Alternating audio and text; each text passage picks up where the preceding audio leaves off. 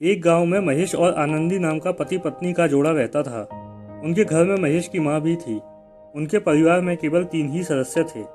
शुरुआती 1 साल में सब कुछ ठीक था, लेकिन धीरे धीरे सब कुछ बिगड़ने लगा। महेश और महेश की माँ आनंदी को हर बात के लिए डांटने लगे, क्योंकि आनंदी अब मोटी होने लगी थी। उसका रूप रंग भद्दा होने लगा था।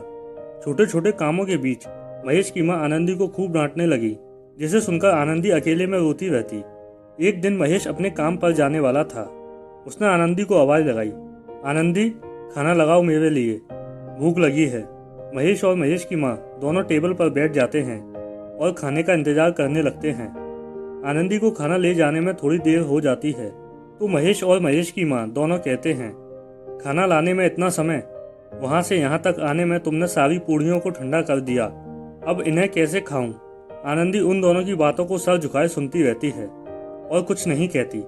इतने में महेश आनंदी से कहता है, अब खड़ी खड़ी मेरी शक्ल क्या देख रही हो, जाकर सब्जी लेकर आओ।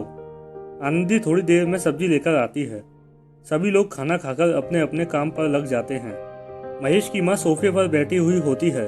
तभी पड़ोस की एक बूढ़ी औरत उनके घर आती है। वह कहती है, लक्ष्मी, तेरा बेटा तो एकदम हीरो है, लेकिन तेरी बहू एकदम मोटी और बदसूरत। इस पर महेश की माँ जवाब देते हुए कहती है, हाँ सही कहा तुमने, लेकिन अब कर भी क्या सकते हैं। उन दोनों की सारी बातें आनंदी छुप कर सुन रही थी। वे दोनों आपस में बात कर रहे थे कि ऐसी बहू को तो समाज में भी नहीं ले जा सकते, लोग हंसेंगे इसे देखकर। अब आनंदी का सब्र का बांध टूट चुका था। वह बाहर आती है और उन दोनों से कहती है, माँ जी, मैं इस घर को छोड़कर जा रही हूँ। इस पर महेश की माँ कहती है, कहाँ जाओगी? आनंदी कहती है, कहीं भी चली जाऊंगी, वैसे भी तुम्हें मेरे मोटेपन से बहुत ज़्यादा समस्या है, तो मैं इस घर को छोड़कर चली जाती हूँ।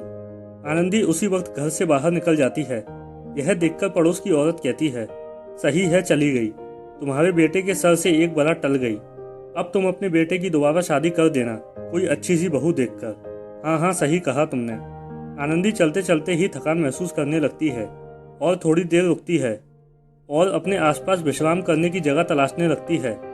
उसे सामने एक मंदिर दिखाई देता है। वह मंदिर के पास जाती है और उसकी सीढ़ियों पर बैठ जाती है। थकान ज़्यादा होने की वजह से वह तुरंत बेहोश हो जाती है। इतने में मंदिर की गुरु माँ मंदिर से बाहर निकलकर आती हैं। वो तुरंत आनंदी के ऊपर जल का छिड़काव करती हैं और उसे थोड़ा पानी पिलाती हैं।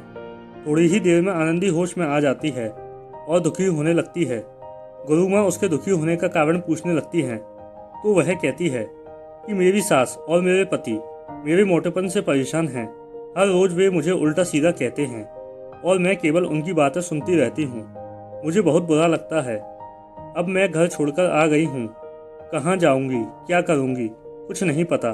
गुरु माँ, अगर आप बुरा ना माने तो मैं आपके साथ ही रह लूँगी इसी मंदिर में। नहीं नहीं बेटा, अगर तुम विपत्ति में हो तो एक दिन के लिए मेरे पास ठहर सकती हो, लेकिन तुम इस तरह अपने घर को छोड़कर नहीं आ सकती। तुम्हें घर वापस जाना चाहिए। आनंदी उस रात उस मंदिर में ही ठहर जाती है। इधर महेश काम पर से वापस लौटता है। लौटते ही वह आनंदी को आवाज़ लगाता है, लेकिन तभी महेश की माँ आ जाती है। वह कहती है कि आनंदी नहीं है, वह घर छोड़कर चली गई। महेश गुस्सा होता हुआ कहता है, मुझे भूख लगी है, मेरे लिए खाना लगाओ। महेश की माँ कहती है, इस बूढ़े शरीर से क्या काम हो सकता है, खाना तो नहीं है। यह सुनकर महेश और गुस्सा हो जाता है और कहता है, तो मैं क्या भूखा सो जाऊं? आनंदी होती तो अभी तक खाना खा चुका होता, और चला जाता है। सुबह नाश्ते के समय महेश की माँ आवाज़ लगाती है, बहू, चाय लेकर आओ।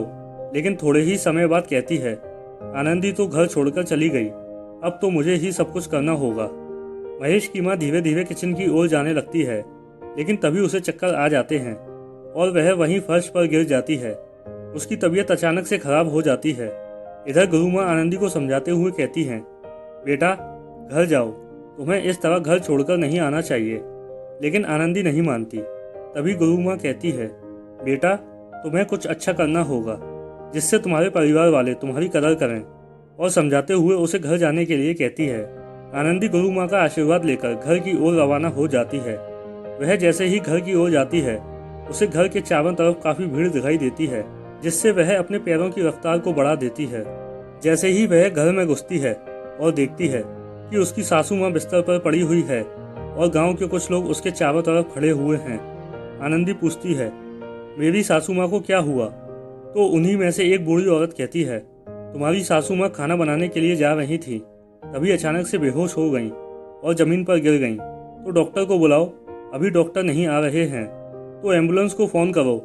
आसपास के सभी हॉस्पिटल में एम्बुलेंस को कॉल किया है, लेकिन कोई भी खाली नहीं है। बोल रहे हैं थोड़ी देर लगेगी। इतने में तो सासू माँ मर जाएंगी। अब मुझे ही कुछ करना होगा। यह कहते हुए आनंदी अपनी सासू माँ को अपनी गोद में उठा लेती है और हॉस्पिटल के लिए निकल जाती है। हॉस्पिटल जाकर अच्छे से माँ का इलाज करवाती है। इतने में महेश भी वहाँ आ जाता है।